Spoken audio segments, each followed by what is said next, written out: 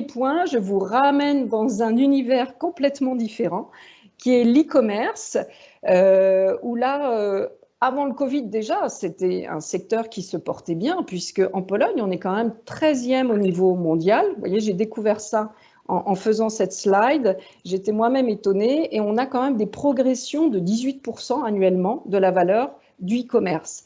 Et les Polonais, en fait, ils utilisent alors surtout l'ordinateur portable pour faire leurs achats, et ils utilisent un système de paiement qui s'appelle BLIK, qui est souvent plus utilisé que la carte bancaire. Donc, vous voyez, on est assez avancé en Pologne là-dessus. Grâce au système de paiement, on est très ouvert au nouveau système de paiement.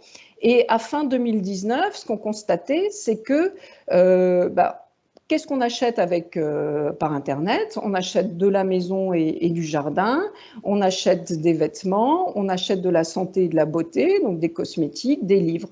Voilà, c'est surtout ça qu'on achète à fin 2019. Et là, en ce moment, avec le Covid, figurez-vous qu'il y a une augmentation, mais drastique, des achats en ligne, puisque 38% d'augmentation des achats en ligne fin avril 2020. Donc les Polonais, ils utilisent le e-commerce. Alors c'est assez intéressant parce que moi, nous avons un confrère en Allemagne, eux, ils nous expliquaient que le e-commerce a baissé de 18% en Allemagne.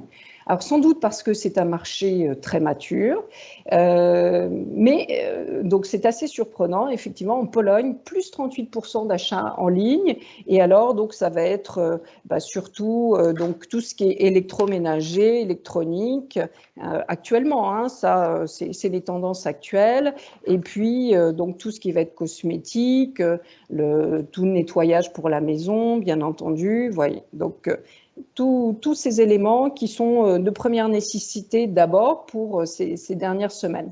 On a aussi de nombreux nouveaux magasins qui sont apparus sur le réseau. Et là, vous voyez, je vous donne quelques exemples.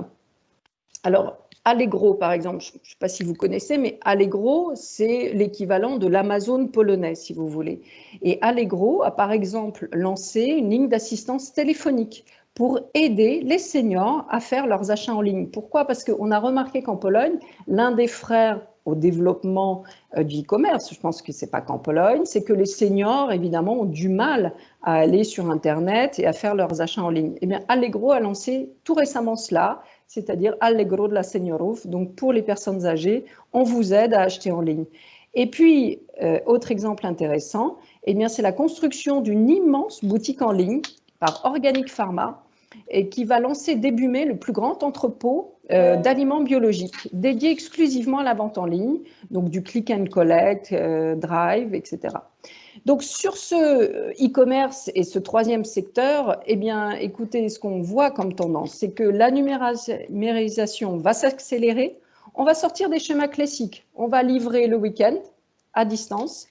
Et ce qui est intéressant, c'est qu'on voit apparaître une augmentation de la fidélité des consommateurs aux marques, ce qui n'est pas forcément la première force des Polonais, la fidélité aux marques. Et ça se transforme grâce notamment au e-commerce.